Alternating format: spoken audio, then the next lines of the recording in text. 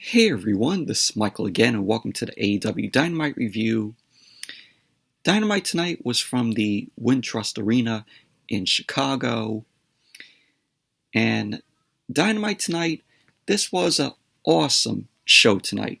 Really enjoyed Dynamite tonight.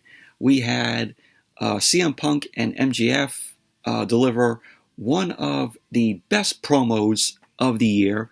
And this promo will possibly be remembered for years to come, in my opinion. 20 minutes this promo went, and it was just epic television. It was absolutely great. We had Punk versus QT Marshall. We had the Gunn Club versus Bear Country. We had a quarterfinals match in the TBS Women's Championship Tournament where it was Thunderosa taking on Jamie Hayter. We had Bryan Danielson versus Kokabana. And in the main event, we had an 8-man tag where it was Andrade, El Idolo, Malakai Black, and FTR versus Cody Rhodes, the Lucha Brothers, and Pac. But overall, this was a very enjoyable Dynamite tonight. Just very good show. And before I start the review, if you guys haven't checked out my previous video that I uploaded earlier, did a movie hunting video today. So definitely give that video a watch if you guys haven't seen it. Went to the Salvation Army, as always. Found 3 things there. And it had a whole bunch of VHSs there. So, like I said, if you guys haven't checked out my movie hunter video, definitely go check it out. But anyways, let's jump right into the Dynamite review. So Dynamite opened up tonight with CM Punk. CM Punk made his way out. Of course, we're in his hometown. And he came out to a huge pop from the crowd. So Punk was in the ring, and he goes to talk, and then MJF ended up coming out. MJF ended up heading to the ring as the crowd, the Chicago crowd, was chanting asshole to him.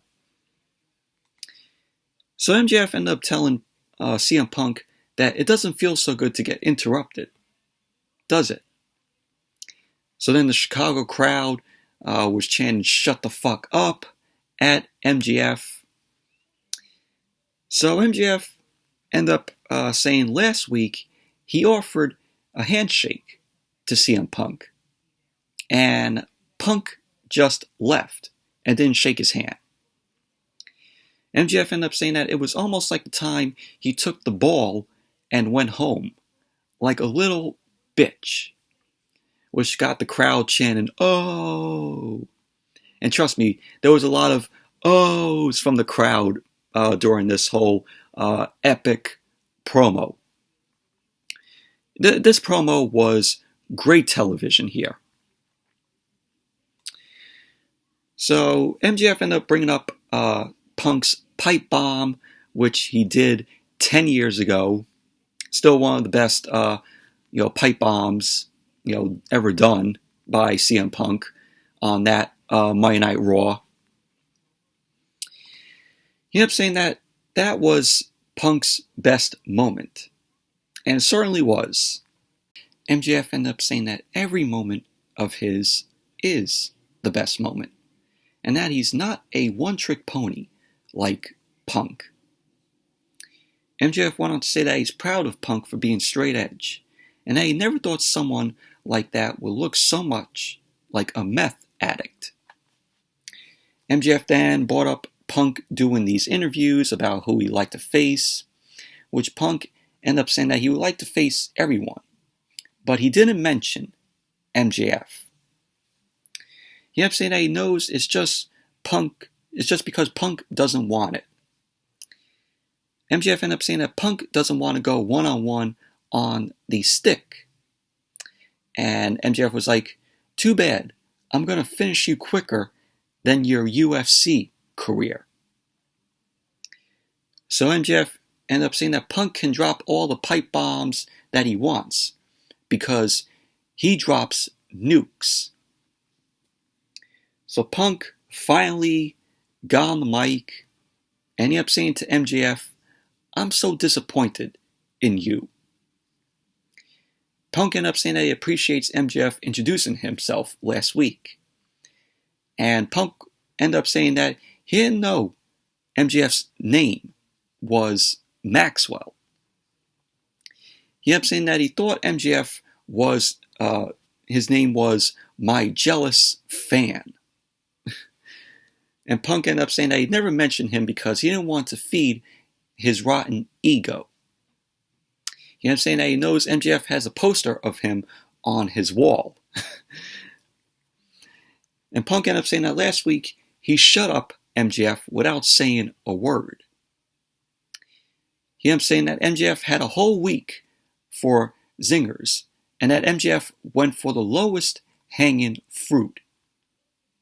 He wanted to say that MJF thinks he's revolutionary, when in reality, MJF is just a less famous Miz, which the crowd really liked that. They were like, oh, which that was funny. I laughed when he said that, that MJF is just a less famous Miz. So MJF ended up saying, that's almost what I wanted. So we had a Miz chant break out from the crowd. MJF ended up saying that Punk has been struggling to beat lower talent and that he notices that Punk's breath smells like shit because he ended up saying that Punk has been kissing so much ass. Then MJF did this promo where he was making fun of CM Punk.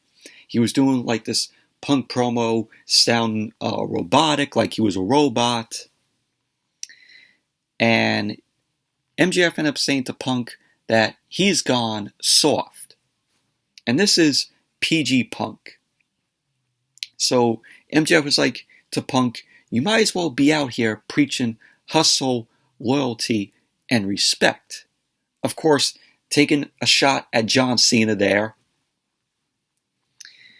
So MJF ended up saying that Punk claimed he came back to face young talent, but also a buttload of money. MJF ended up saying that he wanted to fix a broken wrestling landscape, but he stayed home for 7 years. So he ended up making fun of Punk when Punk was out for those 7 years, where Punk was doing these comics, and he was also doing these movies that nobody saw, and nobody read his comics. So MJF ended up saying that he thinks it's because Punk was scared that he couldn't hang anymore. And he ended up saying that he knows Punk envies him. MJF ended up saying that he also knows Punk hates him because he's everything that promoters see in him. They love MJF. While he was a scrawny kid that had to claw his way up. He ended up saying that Punk has always been second best. So he ended up saying to Punk that he's in his ring, he's in MJF's ring, and MJF's company. So Punk ended up saying that there is some truth to that.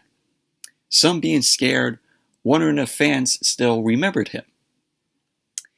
So CM Punk was like to MJF that he was selling out Madison Square Garden when MJF was marking out for Rosie O'Donnell. Now, of course, he mentioned that because there's a clip of MJF when he was a kid on the Rosie O'Donnell show where he was singing My Sunshine, My Only Sunshine. It's on YouTube, so you could look that up. Type in MJF Rosie O'Donnell show, and you'll see it there. So Punk ended up mentioning MJF did a musical that made it into the New York Times. Of course, the It's the him and Chris Jericho thing that they did. So Punk ended up saying that MJF talks too much. And he ended up telling him that he wanted Darby Allin first, instead of MJF. Punk ended up saying that MJF can't win without his backup. Shawn Spears, Wardlow. So Punk ended up knowing that MJF isn't even in the Four Pillars anymore, because he's been replaced by Dr. Britt Baker, DMD. So Punk ended up saying that he's fine with being called number 2. He ended up asking MJF if he thinks he's number 1. So he ended up saying that the only way he'll be number 1 is if Tony Khan has a daughter and if MJF marries her. Punk ended up saying that last time he was in Chicago, he gave away ice cream bars. But this time, he wants to give the crowd something else. And that is by punching MJF. So Punk and MJF, we're looking to square up. MJF then ended up rolling out of the ring, wanted nothing to do with Punk, and then he headed to the back. And that was how the segment ended. But overall, this promo from both CM Punk and MJF was great. This was epic television. This was the best 20-minute promo. And this promo will be remembered for years to come. It was absolutely great. It had my eyes glued to the TV. I was loving it. Just a great promo. If you could go back on YouTube, if it's uploaded now, just watch this promo. It's 20 minutes of epicness. And it was done great.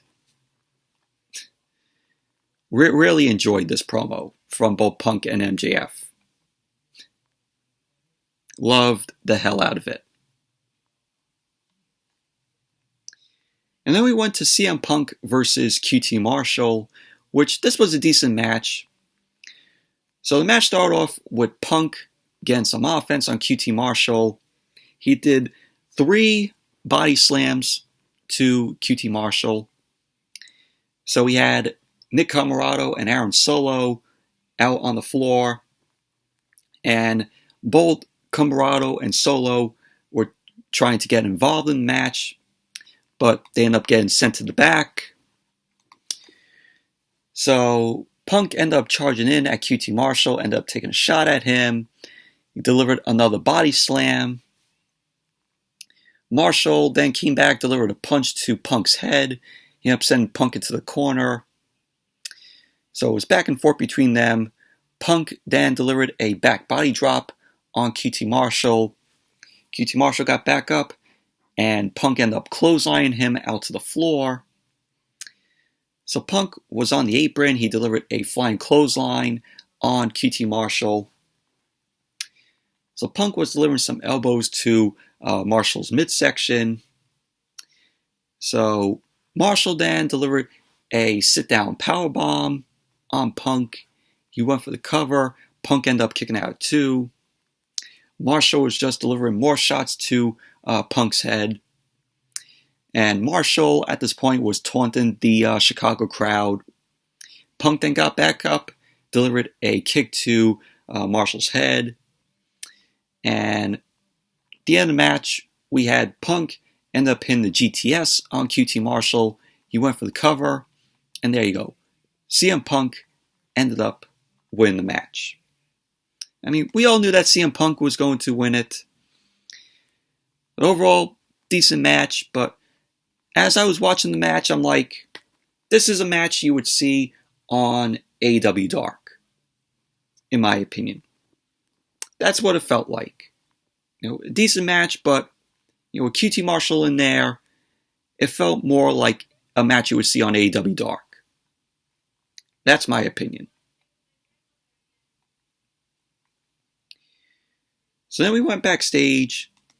Tony Schiavone was talking with the Jurassic Express, Luchasaurus, and Jungle Boy, and also Christian Cage. Tony Schiavone ended up mentioning that this group has a lot of momentum. So Christian ended up saying to Tony Schiavone, "That's right.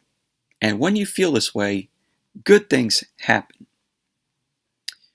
So it's mentioned that Jungle Boy and Luchasaurus are the #1 ranked tag team. And Christian ended up saying that he's going to make sure they win the AEW World Tag Team titles. And then you had Luchasaurus going out with a "Aah." And that was that.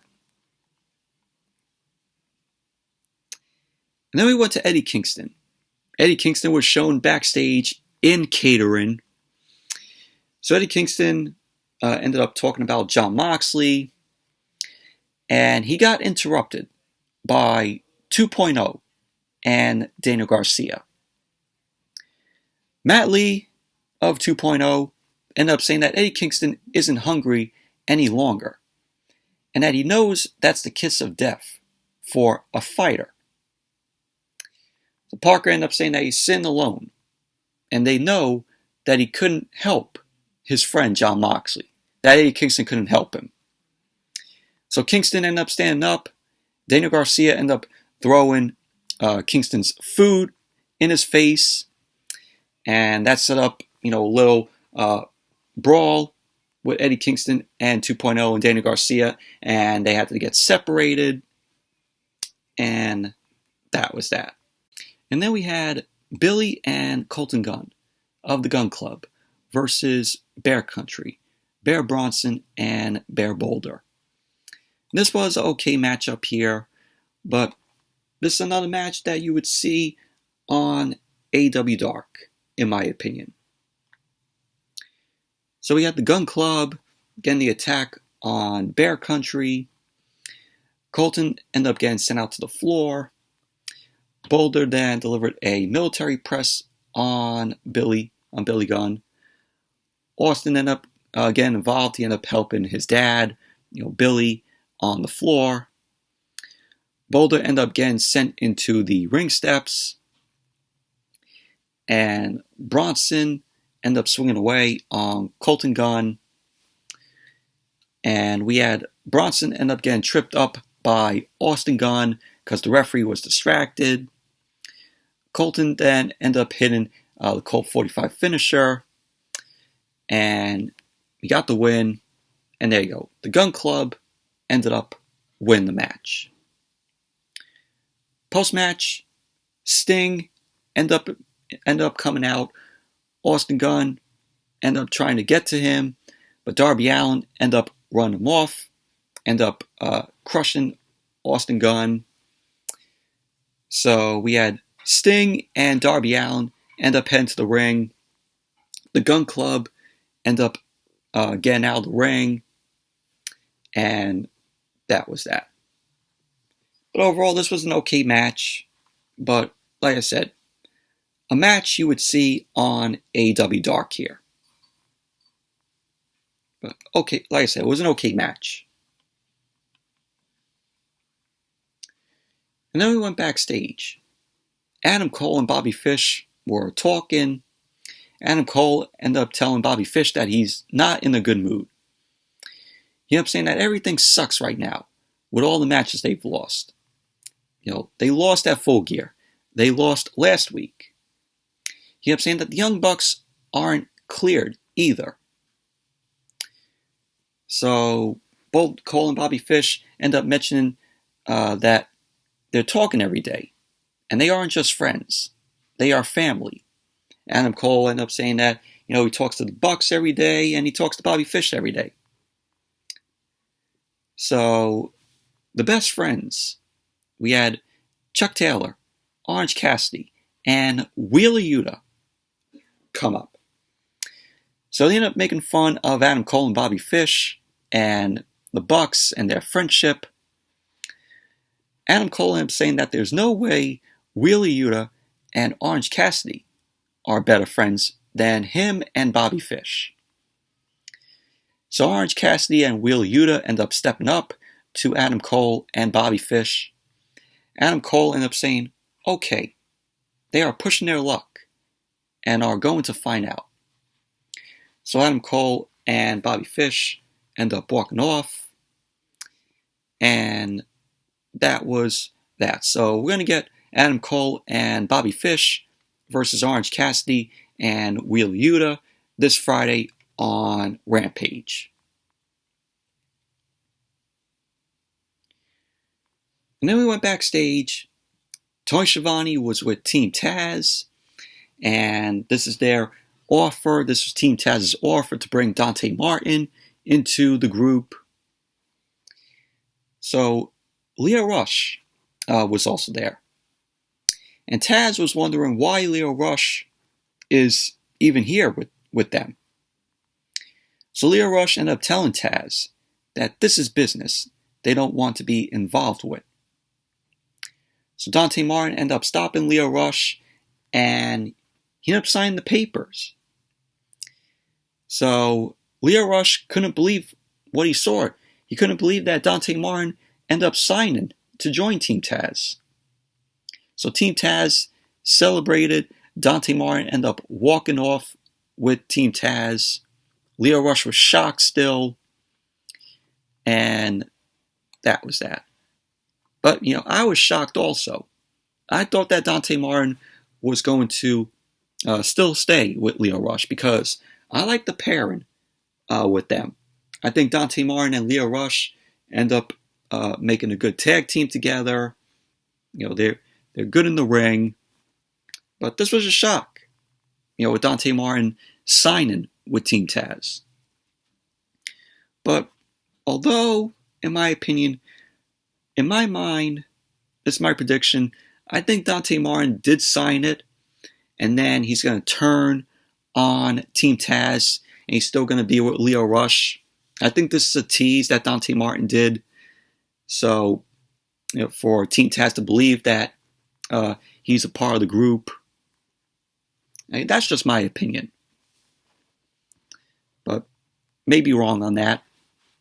So maybe Dante Martin is going to be fully with Team Taz after this. But that was that. There you go. Dante Martin, a part of Team Taz. And then we had Thunderosa versus Jamie Hayter. This was the quarterfinals match in the AEW TBS Women's Championship Tournament. This was a very good women's match here. And the match started off with Thunderosa and Jamie Hayter tying up. And of course, Jamie Hayter was out there with Britt Baker and Rebel. So we had Jamie Hayter and Thunderosa. They were in the ropes, and Jamie Hayter ended up slapping Thunderosa. Thunderosa delivered a slap to Jamie Hayter's face, and Thunderosa ended up getting sent out to the floor by Jamie Hayter. Hayter ended up following out. She then ended up getting reversed into the barricade by Thunderosa,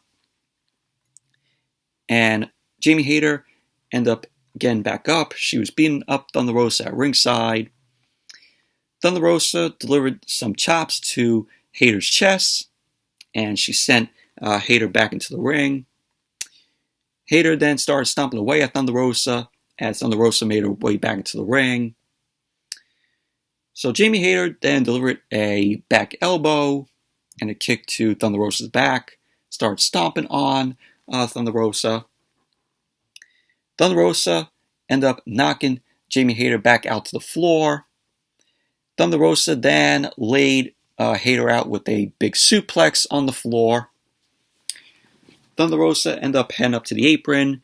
She leapt off, and she was caught in midair by Jamie Hayter. Hayter ended up sending Thunderosa into the ring post, and she then slammed Thunderosa down to the floor.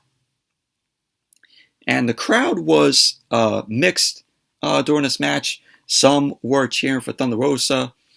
Jamie Hayter was getting, some chants from the crowd. So they were very mixed. But we all knew who was going to win this match in the end. So both Thunderosa and Jamie Hayter were on the top turnbuckle. Jamie Hayter ended up getting sent down to the mat face first by Thunderosa, which Thunderosa ended up laying a shotgun dropkick to Hayter.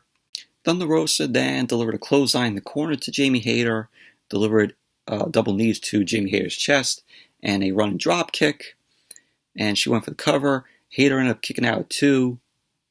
Hayter got back up, delivered a backbreaker over her knee to Thunderosa. She went for the cover. Thunderosa ended up kicking out at 2. And there was a point where Rebel got on the apron. She was distracting the referee. Britt Baker ended up pulling Thunderosa off. And Jamie Hayter ended up holding Thunderosa. Britt Baker delivered a thrust kick. And she actually hit the kick to Jamie Hayter. And Thunderosa came back. She then threw Britt Baker into Rebel. Thunderosa ended up doing a flip into a pin on Jamie Hayter. And there you go. Thunderosa ended up winning the match. She's now going to the semifinals in the TBS Women's Championship Tournament.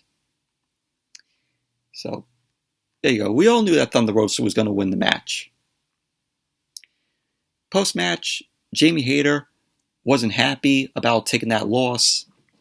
So Hayter ended up pushing Rebel away. Britt Baker was trying to apologize to Jamie Hayter about accidentally kicking her. And Jamie Hayter then shoved her away. And she ended up walking to the back. And that was that. But overall, this was a very good match between Thunderosa and Jamie Hayter. Very enjoyable match. Thunderosa moving on to the semifinals.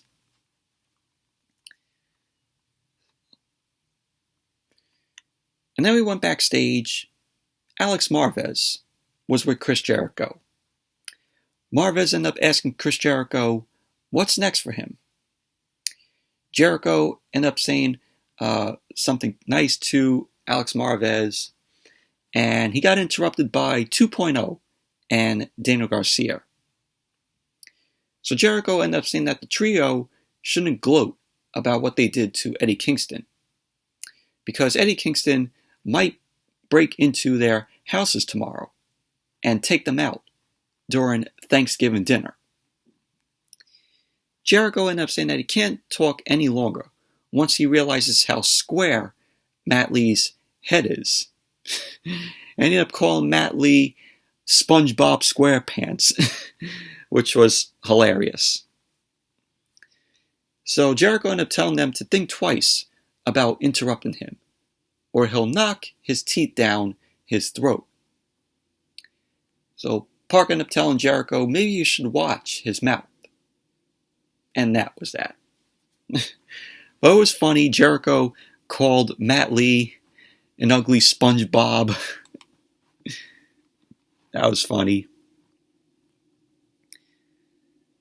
And then we went backstage and we saw Britt Baker, Rebel, and Tony Schiavone.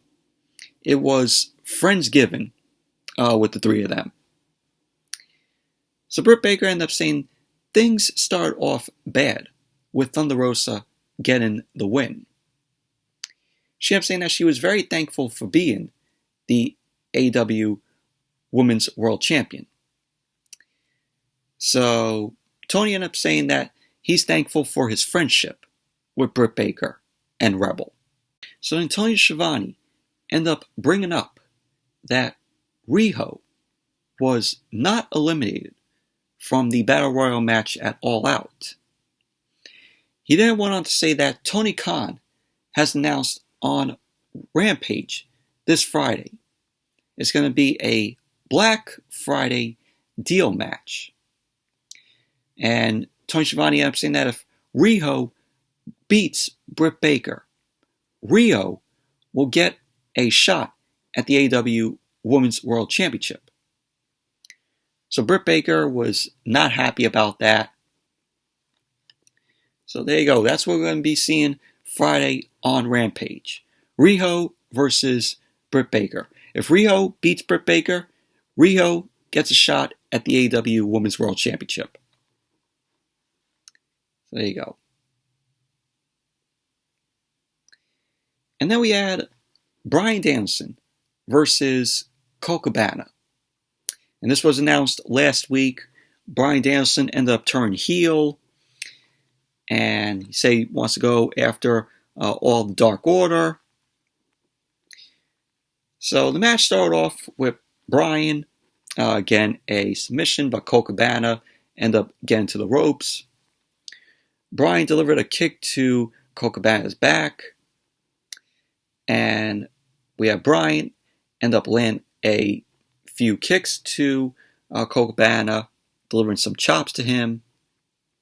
Cabana then came back, fired a chop to Bryan, and Bryan ended up putting Cabana down, ended up throwing some more kicks to Cabana's chest and also to Cabana's back. So the crowd was just booing Bryan. We had a Kokabana chant break out from the crowd. So they were behind Kokabana here because this was in Kokabana's hometown. Of course, Cabana is from Chicago. So Cabana ended up dropping the elbow on Bryan. Bryan then got back up, delivered a German suplex to Kokabana. Bryan then delivered a run and drop kick in the corner to Cabana. And Bryan ended up putting Cabana on the top turnbuckle. He was looking to go for a back suplex, but Cabana ended up punching Bryan off. Cabana then ended up nailing a moonsault to Bryan, and he went for the cover, which Bryan ended up kicking out at 2. Cabana ended up grabbing Bryan's wrist, and he delivered an elbow strike to Bryan's head.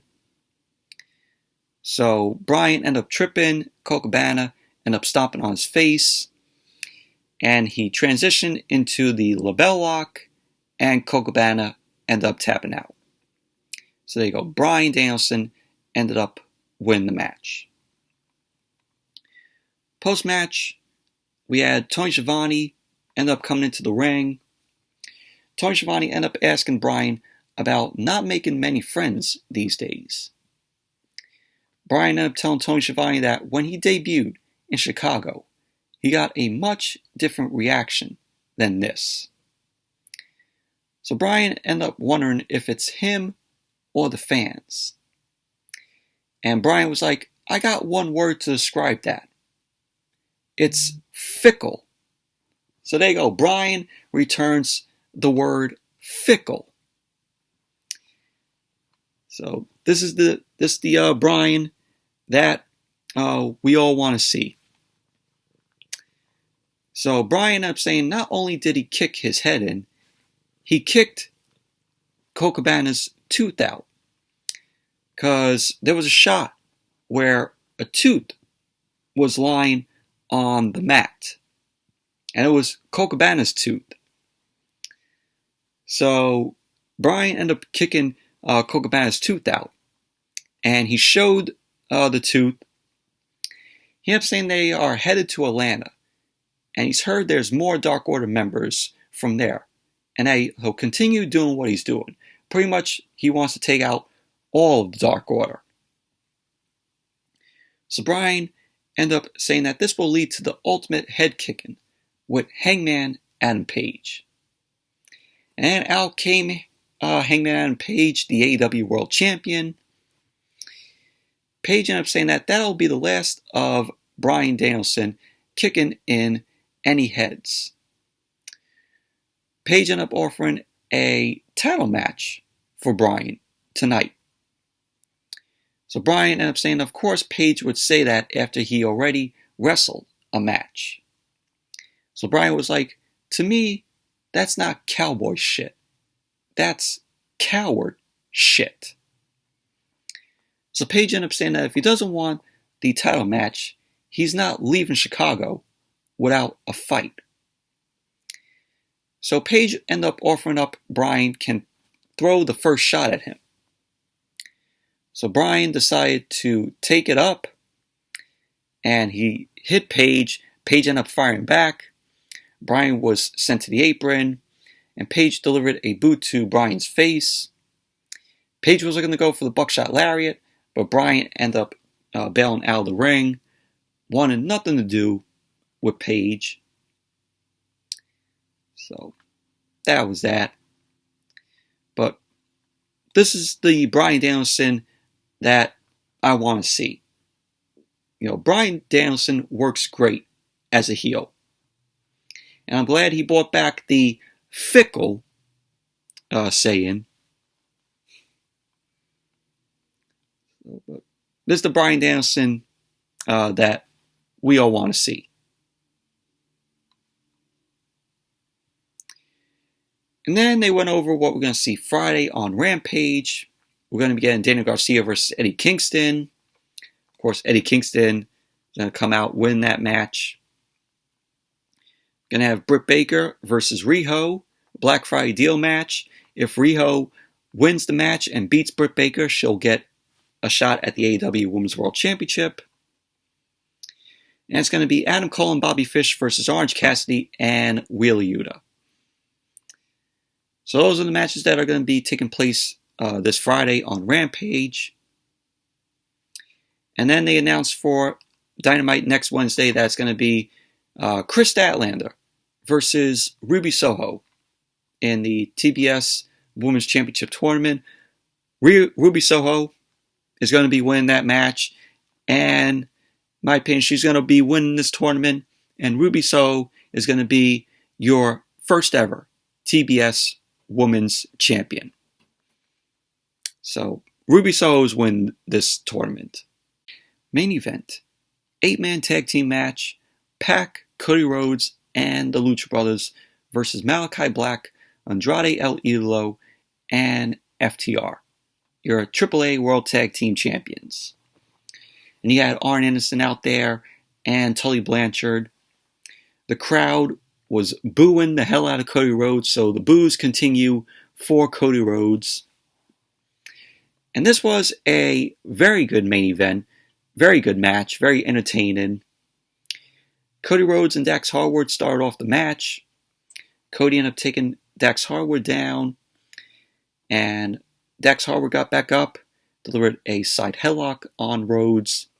He delivered a shoulder tackle on Rhodes. Harward ended up trying to go for a slingshot suplex. But Rhodes ended up dropping Harward down. And Rhodes ended up power slamming Harward. And he then took off his weight belt. He threw the belt into the crowd.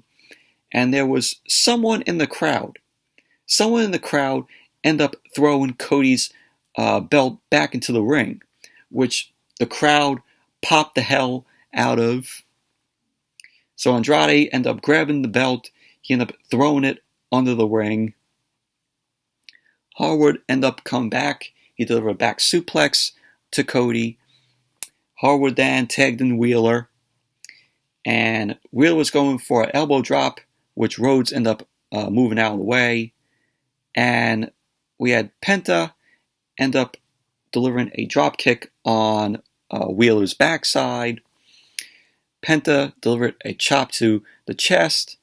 And Andrade ended up getting into the match. Andrade ended up beating up on Penta. Delivered a boot to Penta's face. Phoenix came in. And he delivered a boot to Andrade's face from the apron. And we had Phoenix end up delivering another kick to Andrade's head. Penta ended up coming in. And we had Penta and Phoenix and Pac end up delivering a triple kick to Wheeler. And we had them doing a basement drop kick. And we had Cody Rhodes end up taking himself in. The crowd end up booing the hell out of him. Andrade ended up getting a shot on Cody Rhodes. Malakai Black ended up coming into the match. He delivered a suplex on Cody Rhodes, but Rhodes was able to get away and tag in Phoenix. Phoenix then delivered a roundhouse kick to Black. Wheeler came into the ring. He was working over Phoenix. And Wheeler was trying to tear off Phoenix's mask. So then Wheeler was looking to go for a 619. He ended up missing. Phoenix delivered a spinning kick to Wheeler's head. And then Penta and Andrade got into the match. And Penta then delivered a backstabber on Andrade. He went for the cover. Andrade ended up kicking out too. So Pac ended up coming in, delivered a shotgun drop kick to Andrade from the top rope. And there was a point in the match where Tully Blanchard and Arn Anderson got into the ring. And they were facing off. Looked like it was set up for either one of them to throw a shot at each other and then just throw punches. But Andrade's assistant, Jose, got up on the apron. Tully Blanchard and Arn Anderson both end up punching Jose out to the floor. FTR end up jumping in. They end up cornering Arn. And Phoenix end up taking down FTR. FTR was sent out to the floor by both Penta and Phoenix. Penta and Phoenix delivered a leap out to the floor, taking out FTR. Pac was on the top rope, and Malakai Black ended up spinning out the Black Mist to Pac. So Andrade came in. Andrade ended up nailing the Hammerlock DDT on Pac. And Malakai Black kicked Cody Rhodes off the apron. And they won the match. Andrade, Idolo, Malakai Black, and FTR ended up winning. So Black ended up getting the cover on Pac. But overall, that was how Dynamite went off the air. But it was a good main event, very entertaining, and so much going on in the match. But very enjoyable. And this was a very enjoyable Dynamite tonight. Really enjoyed it. And just that promo from MJF and CM Punk at the beginning of the show that went 20 minutes, absolutely fucking amazing. But anyways, that's it for my review of tonight's Dynamite. Thank you all for watching. Hope you all enjoy this review. Definitely give the video a thumbs up, comment, subscribe, and like I said earlier, if you guys haven't checked out my movie hunter video that I uploaded earlier today, definitely give it a watch. And until then, which the next video will be my Thanksgiving morning vlog, which of course will be up tomorrow morning. So until then, see you all tomorrow morning for my Thanksgiving morning vlog.